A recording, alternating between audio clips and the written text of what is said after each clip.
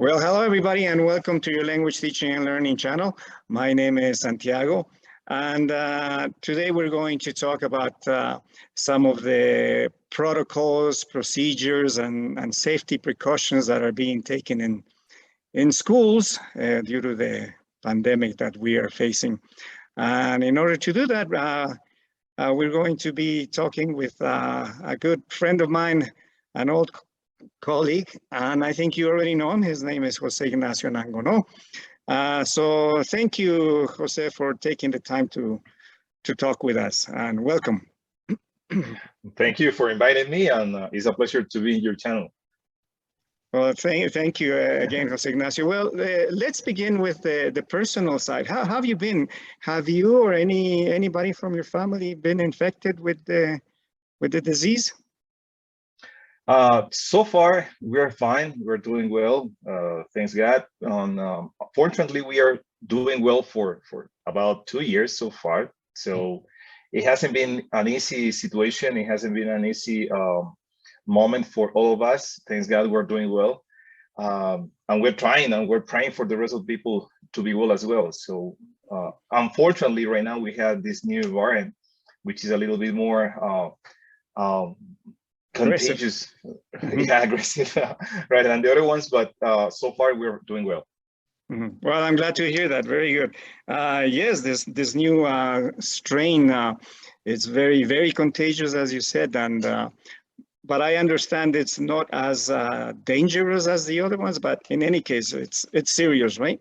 Let me ask you a kind of personal question. Did you guys get the vaccines, or you guys are anti-vaccine? Was a quite controversial question and situation nowadays, right? Well, I think that we need to get the vaccine. We need to get those shots. Why? Because we have to relate and we have to see the medical results whatsoever. And they show that the person or people who get these shots, they have less probabilities or ending up in an ER situation. So it's better to get them. So far, all my family, all of us, we have get all of the vaccines. As a matter of fact, I already got my booster shot. So I'm ready for it. I'm getting ready for the fourth one. So it looks like we're gonna get a new one every 6 months. So far we have 3. I have 3. So I don't know what's gonna happen in the next 6 or 12 months. Yeah. Okay. Well, yeah, I agree. I was just asking because obviously, you know, it is a controversial question, and a lot of people, you know, don't agree with it. To be honest, and I think I mentioned this before in the beginning, I was kind of doubtful about the vaccines, right? Because I was saying, oh my God, look, we've had cancer, AIDS, and all these other things for a lot of time, and they haven't found any reasonable cure. And suddenly this thing comes up, and in 9 months, do you already have a cure? Nah, no. But, you know, I said, okay, fortunately, I was able to look ahead. And I said, okay, obviously in the future, this is going to be like a passport. So I'm going to have to get it. So I got it. Anyway, yeah. I respect, obviously, a lot of people said, no way. And I mean, there's both sides, right? I saw a lot of people protesting and saying, look, we haven't had any vaccines and we're fine. You have the new strain and we're fine. Nothing has happened to us, which is cool. You know, I mean, I respect that too. But, you know, in my case, I have to, and you know what's happening here in the country, right? Like, you're gonna get into a bus. You need to show your vaccination card. You need to go to the movies. You need to go anywhere. You need to show it. So imagine if you need to travel to other countries, it's the same thing. So, but it's anyway. something that it's something that came to the discussion worldwide due to the next Australian Open. I'm sure that you have heard about what's going on with Novak. I'm fan of him. I think that he's a great tennis player. He's a great athlete, but nevertheless, what happened lastly, it's something that we haven't expect from him. I mean, they're respecting the rules, not following the instructions according to the country where you go. But listen, it's his point of view. He's totally respectful what he thinks and what he believes, but he has to follow the instructions and the guidelines that the country is setting for all of them, not just for special people, because he might think that he's a very, very special guy. As a matter of fact, he is playing tennis, but we have to think in the other side. I mean, the rest of the players, I think that 99% of the players, they have followed instructions except him. And the problem right now is that he's not setting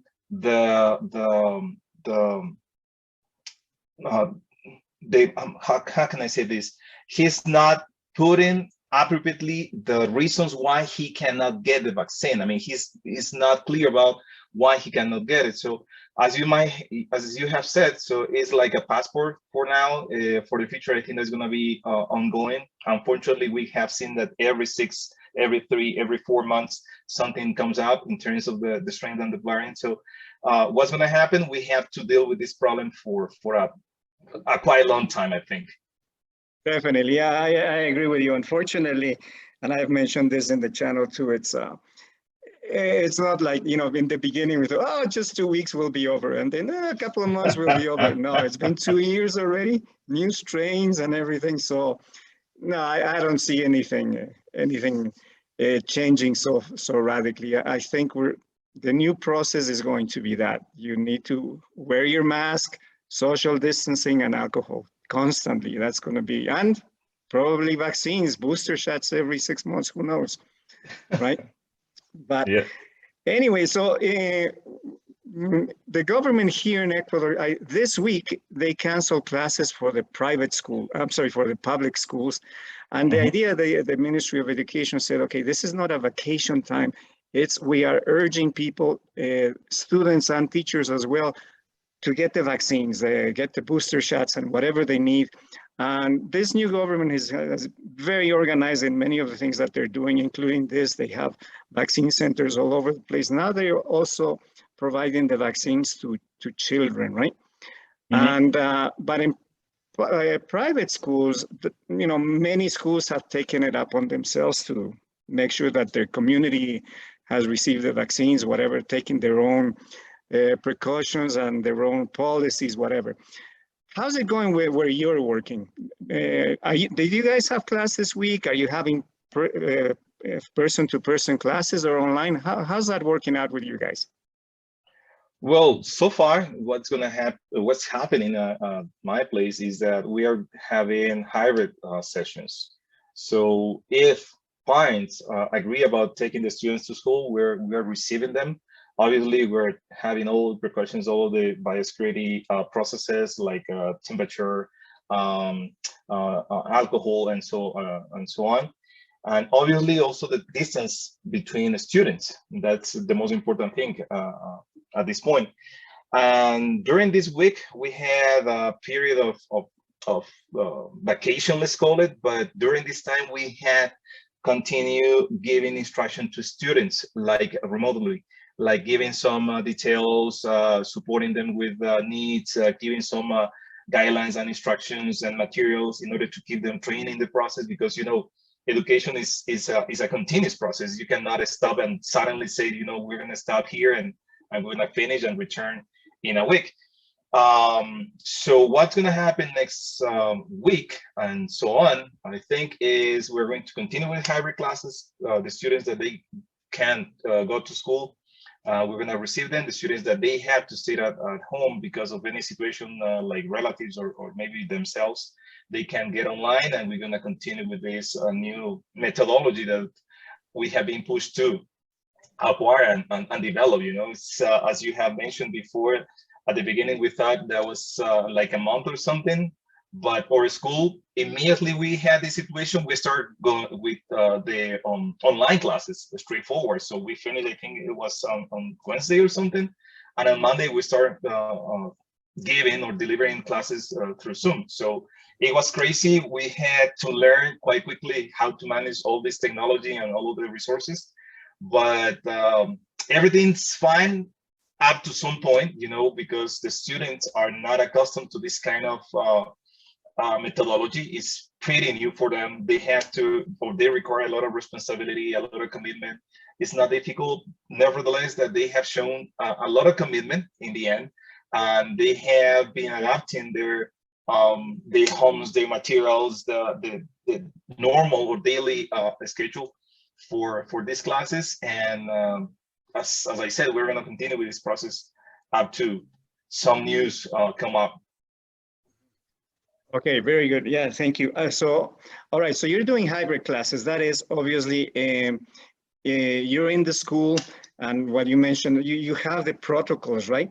But I suppose this process takes a little bit longer, right? I'm sure all the students need to wear masks, and when they're entering the school, they probably, you said they're getting their temperature taken and alcohol and things. That's a long process, isn't it? Yeah, it's a little bit long. Nevertheless, we have managed to like shrink the times in order to start according to our earlier schedule. So right now we're starting at 7:30 in the morning, and students, like, normally they're being delivered by parents, or they take the school buses, and right after they leave their cars or the school buses, we take the temperature, we put some alcohol, we check that everything goes fine, and they start moving into their different classrooms. At 7:30 we start the sessions. Nevertheless, during the day, in every single classroom we have some alcohol, and the students, they can take by themselves, or the teachers, according to the level, according to the age.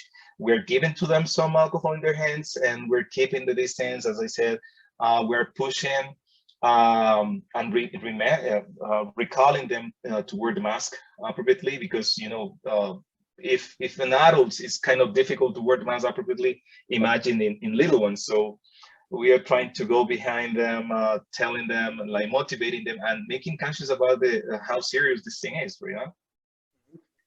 Now, what about what happens, for example, during recess? How can you control that? Do you find that a problem, like during recess, like, hey, kids, you know, you can't be like playing tag or That something like close. that?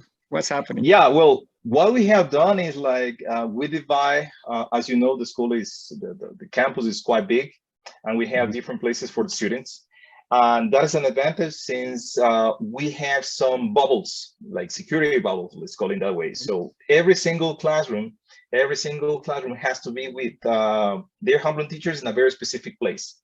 So they cannot mix between different classrooms. For example, second A is with the second A students, second B students, so that they cannot mix with different group of students, and that is reducing the danger of, like, having something like an emergency or something might show up.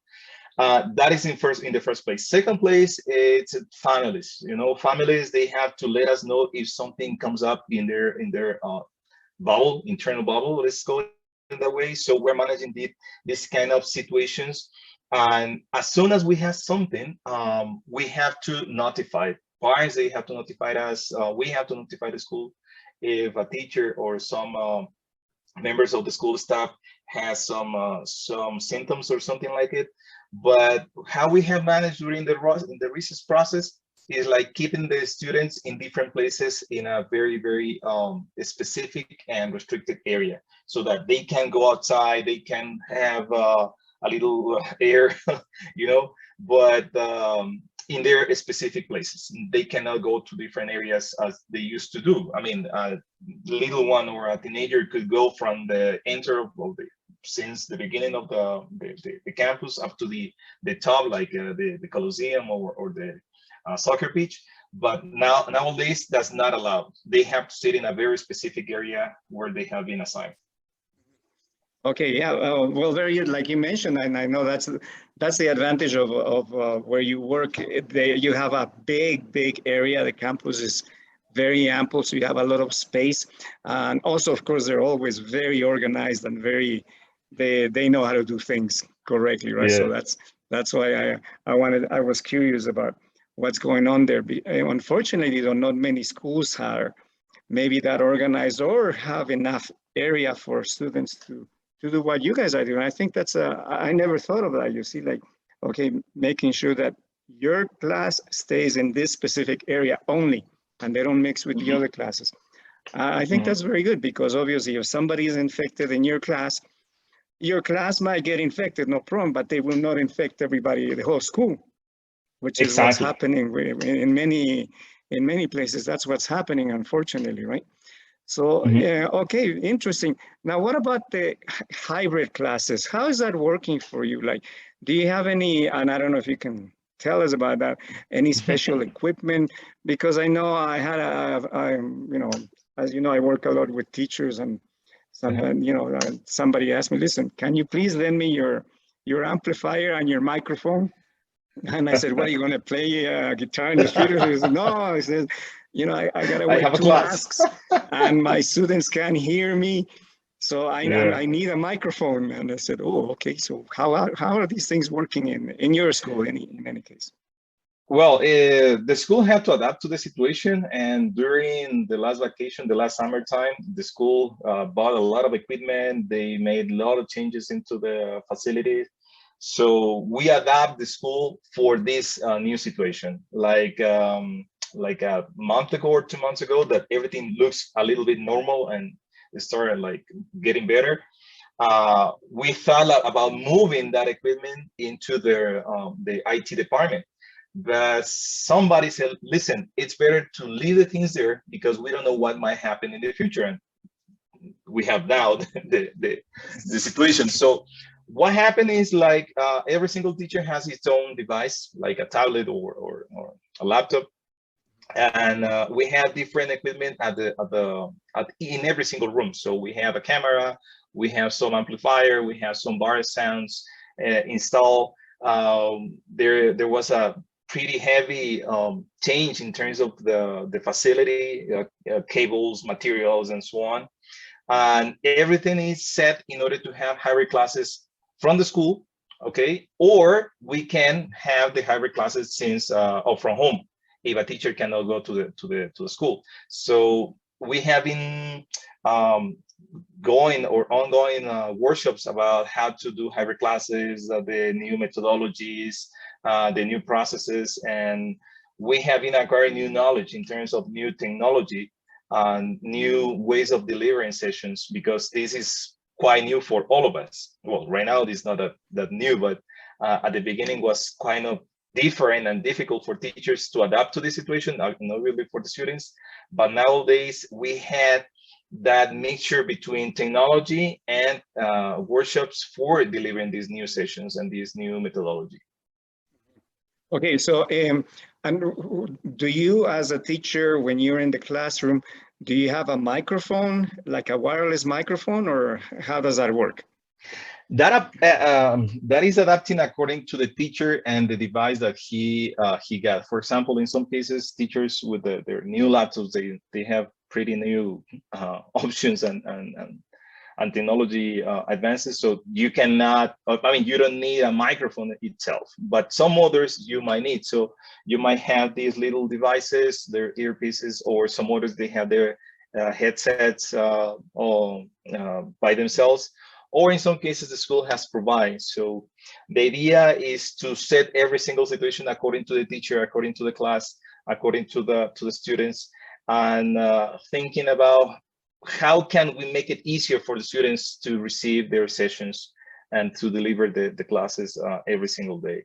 So it hasn't been easy. It hasn't been easy because, you know, people sometimes we are reluctant to new changes, new situations, but little by little we have understood that this is something that is going to continue for a quite long time, and we have to adapt or new methodologies. We have to adapt or new, or way of delivering sessions, and thinking, as I said, thinking about the students who are the center of or every single activity. No. Right. Okay, very good. And that was kind of my concern, what is happening, because I've seen in some cases, well, like I said, in your school, I know everything usually works perfectly and everything is well organized and everything else. But I've noticed in some other schools, for example, the teacher has to bring their own computer, and like what I have right now, right? But I don't have a class Uh-huh. in front of me, and I'll be talking to a kind of expert on these things later on, I hope. And because I thought the best way of doing it would be like, okay, I have the computer here, but I also have, like a screen in the back of the classroom that shows me all the students from home. so that I can, you know, I don't have to be looking at my students here and then who's here. I can see everybody there, right? I don't know if you have that technology there.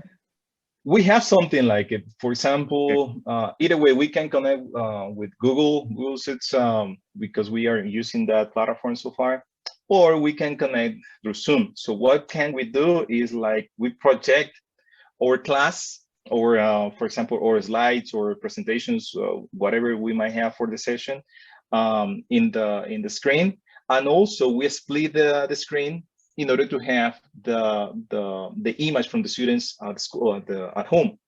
So what can we do is the moment that we are facing or checking what is going on into their students' home, we can see what we are projecting for the students also at home and in the classroom. So we can have control of both of them at the same time. And what is the most challenging thing in this process is the fact that you have to pay or give the same attention, the same help or support for the students that are at home and the ones that are in the class. And I think that the most challenging thing is for the ones that are at home.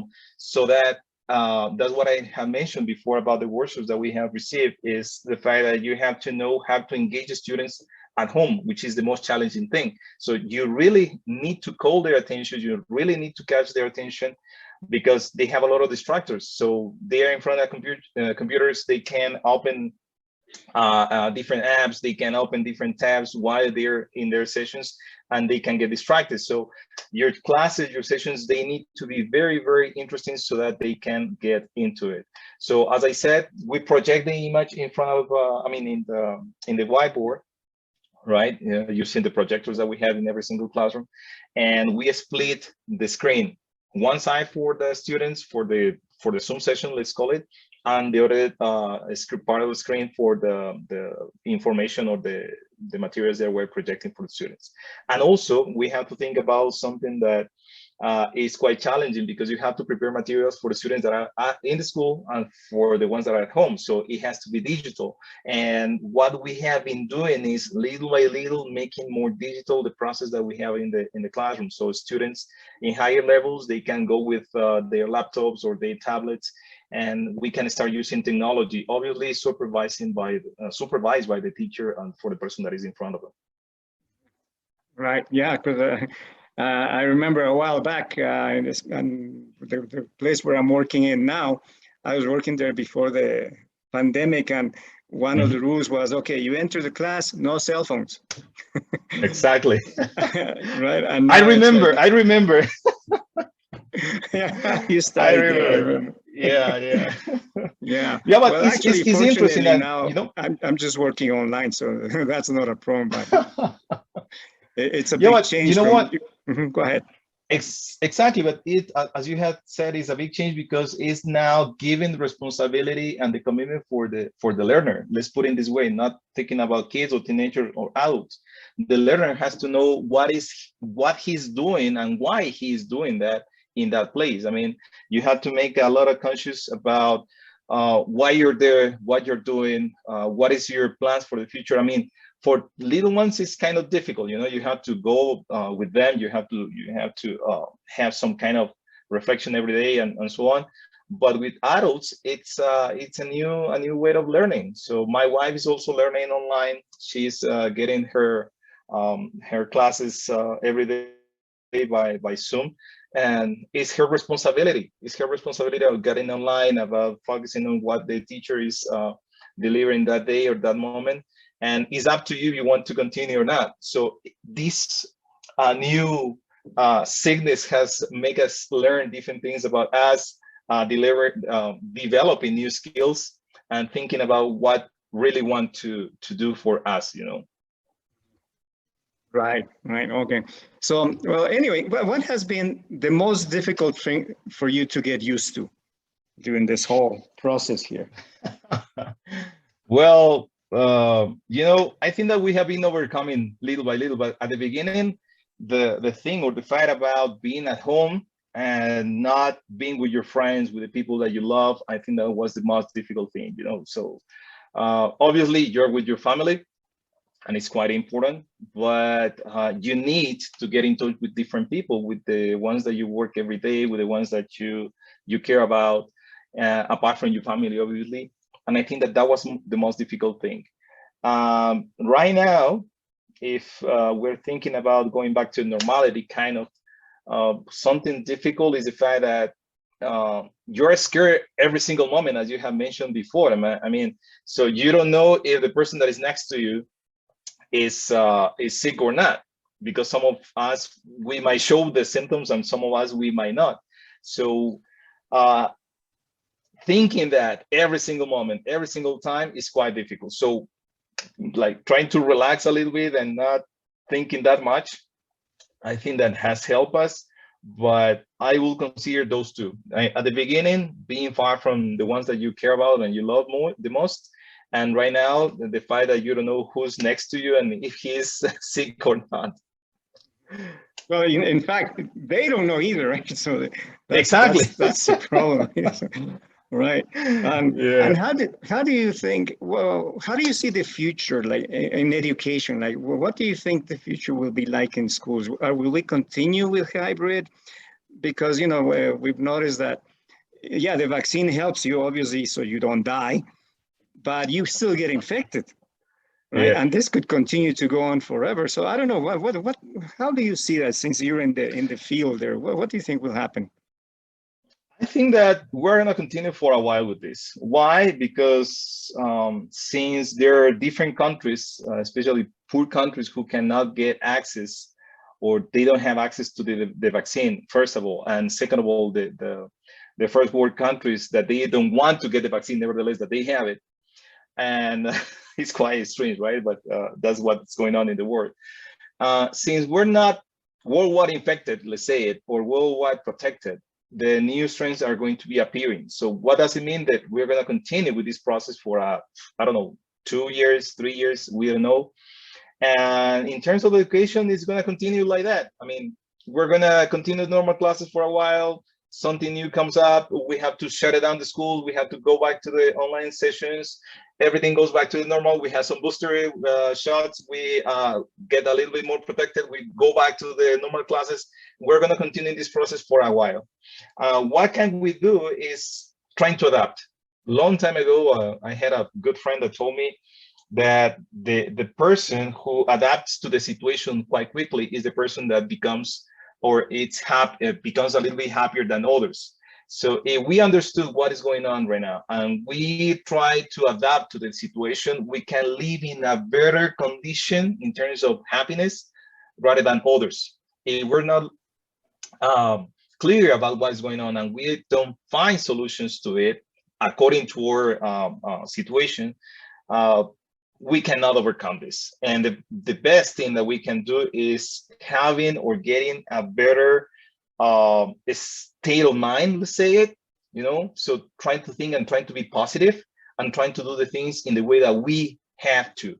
Social distance, keeping our family secure, wearing the mask every single time. So if we continue in this process, we're going to be fine.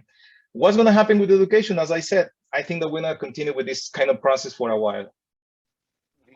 Yeah, unfortunately, yeah, because they've noticed, again, the vaccine doesn't prevent you from getting the disease. It just helps you to be less threatening. And what's happening in the country now, and I'm sure you've heard, a lot of children are getting it now. And even though they have the vaccine, they're still getting the disease. So it's I would agree with you.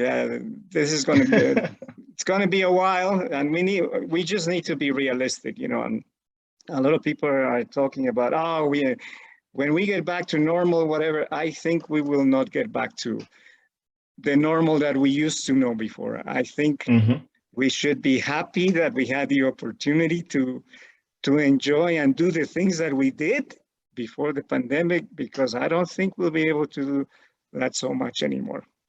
But exactly. Anyway, any last comments, advice, or suggestions for teachers working the way you are, like hybrid or person to person? Because I know in some schools they're saying, no, forget hybrid. You got to come to class and everything. So yes. What do you think? Well, the best thing is try to be positive. Yeah, you have to be positive about the fact, about the situations that we're facing right now. Is something that we cannot change. It's something that we cannot do anything about for changing it. That's the first thing. The second thing is like you have to update your methodology every single day, because as you know, students are different, groups are different, and now we have a new situation that makes them even more different.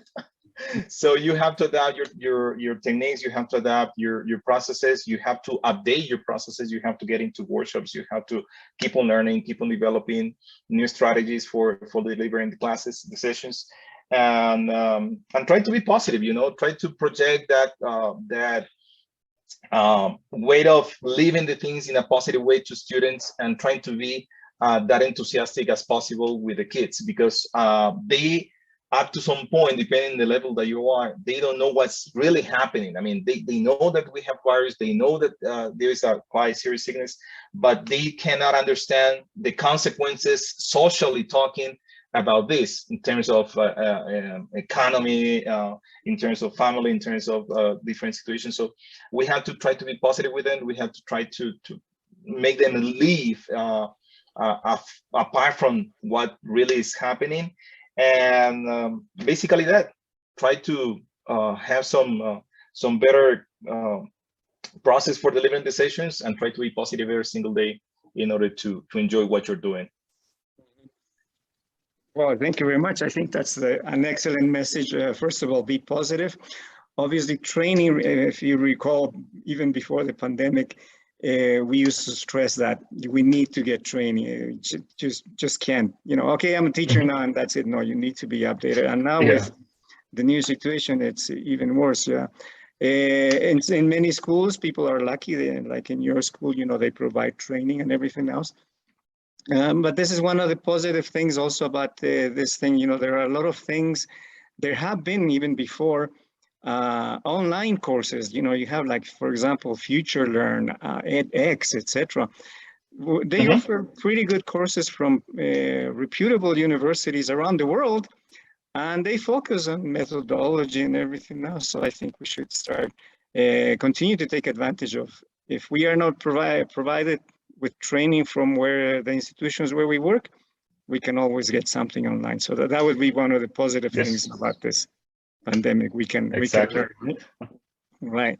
Okay. Exactly. So yeah, well, it's been a pleasure talking to you, Jose Ignacio. Good to see you, and glad to know everybody's healthy. And thank you again, and for sharing your experience with us. And I look forward to talking with you in the future.